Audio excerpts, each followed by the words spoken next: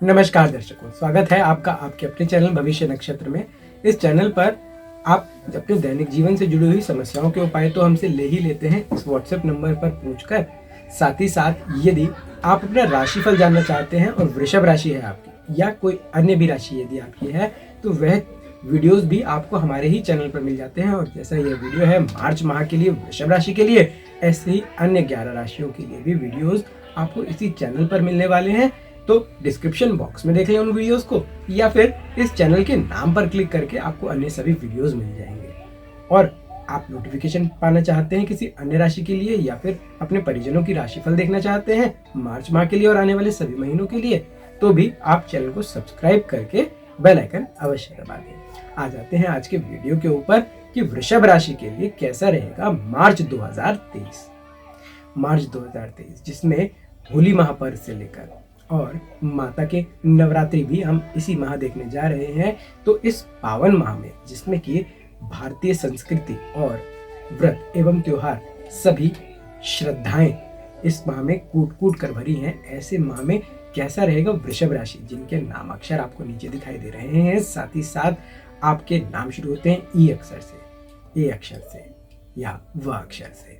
तो आप सभी के लिए है मार्च माह अति शुभ। और क्या चीजें आपको करनी है और क्या नहीं करनी है जानते हैं इस प्रकार से कुंडली बनाकर कि वृषभ राशि वालों के लिए क्या क्या इस माह विशेष है जो इन्हें करना चाहिए या नहीं करना चाहिए।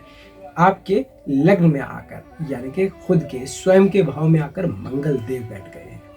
मंगल देव के बैठ जाने से क्या क्या चीजें प्राप्त होती है। मंगल देव हैं आपकी बीमारियों के या फिर किसी प्रकार के कर्ज के, लेन देन के और साथ ही साथ पराक्रम के। तो किसी प्रकार का यदि आप कोई डिसीजन लेने जा रहे हैं जॉब चेंज का या फिर किसी प्रकार के ऐसे बड़े व्यापार ही चेंज करने का या व्यापार में कोई नए एडिशन करने का या किसी प्रकार से आप खुद को बदलना चाह रहे थे, चाहे जिम ज्वाइन करना चाह रहे थे, सरकारी नौकरी में यदि आप आना चाह रहे थे, किसी प्रकार की ऐसी नौकरी जो पराक्रम से रिलेटेड है यानी कि किसी प्रकार के साहस से रिलेटेड है, पुलिस की जॉब, सेना की जॉब, तो इस प्रकार के किसी प्रयास में यदि आप थे तो यह माह आपके लिए है बहुत ही शुभ, क्योंकि मंगल आपके लग्न में बैठे हैं।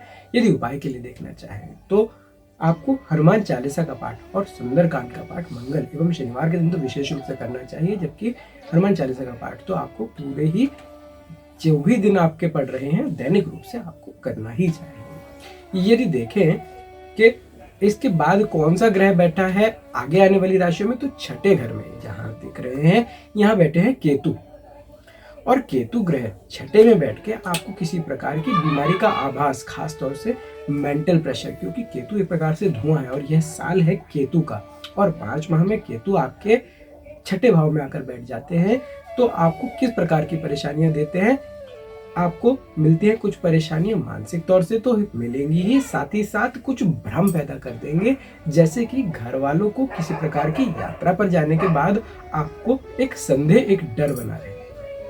इसके बाद देखें कि अन्य ग्रह कहाँ बैठे हैं, तो 10th हाउस यानी कि आपके कर्म के घर में, यानी कि आपके जो भी आप व्यापार करते हैं, धन उपार्जन करते हैं, किसी प्रकार से आप कर्म करके लेकर आते हैं, तो उस कर्म के घर में आप देखिए कौन कौन से ग्रह बैठे हैं। यदि देखें तो सूर्य 15 मार्च तक आपके कर्म के घर में बैठे हैं, तो पिता से मिलने वाला कोई भी व्यापार या किसी प्रकार का धन या किसी प्रकार का सहायता जो कि आपको सरकारी मिलने वाली हो या पिता से मिलने वाली हो, उसके आपको विशेष लाभ मिलने के योग बने हुए हैं।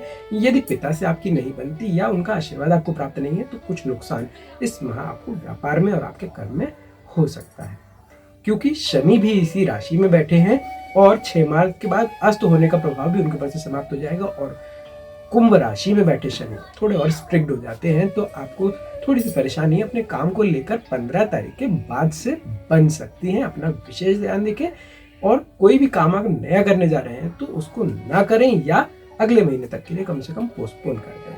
इसके बाद देखें आय के घर में, तो आय के घर में आपके आकर बैठ गए हैं गुरु और शुक्र। और गुरु और शुक्र के साथ बैठ जाने से कुछ फायदे और कुछ नुकसान होंगे। वो कैसे?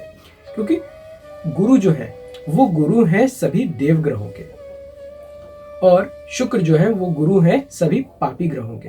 यानी कि राहु के, केतु के और शनि के गुरु शुक्र बन जाते हैं। पारस्परिक तो ये मैत्री रखते हैं, परंतु कुछ आपसी सामंजस्य खास इनका बैठता नहीं। इस कारण से जो लोग बहुत ही ज्यादा पंचुअल होंगे अपने काम में, बहुत ही ज्यादा रेगुलराइज होंगे अपने काम में, जो काम समय पर करते होंगे या भगवान की पूजा में विशेष ध्यान होगा, उन सभी के लिए तो बहुत ही अच्छा रहेगा। ऐसे में माता के नवरात्रे आपको करना विशेष उपाय जाना जा सकता है। तो ऐसे में आपकी आय के स्रोत बढ़ने के और किसी अन्य रास्ते से, यानी कि कोई सेकेंडरी जॉब आप करते हैं या फिर किसी प्रकार की ऐसा काम आप करते हैं जिसको कहा जाए पार्ट टाइम जॉब, तो उसमें भी आपको फायदा मिल सकता है। आय आपके बढ़ने के चांस ऐसे रूप में बनते हैं।